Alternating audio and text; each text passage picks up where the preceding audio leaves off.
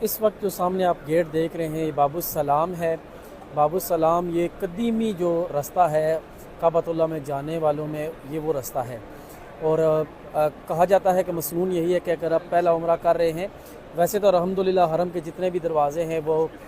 मुतबर्रक हैं, किसी भी दरवाज़े से दाखिल हों, लेकिन कहा जाता है क्योंकि ये सबसे पुराना दरवाज़ा है तो यहाँ से इंटर हुआ जाए तो वो अच्छा समझा जाता है। तो और इससे में सबसे ज़्यादा ये भी अच्छी बात है कि जब आप यहाँ से इंटर होते हैं तो आपको सफ़ा मरवा के बेसमेंट में से होते हुए बिल्कुल जो है काबा मुशर्रफा का जो फ्रंट गेट है बाबुर्रहमा बाबुत्तौबा जिसको बोलते हैं, उसकी ज़ियारत होती है, साथ में हजर अस्वद की ज़ियारत होती है और साथ में मकाम इब्राहीम की ज़ियारत होती है। यानी आप किसी भी दरवाज़े और से दाखिल होंगे तो इस तरह का नज़ारा आपको देखने को नहीं मिलेगा।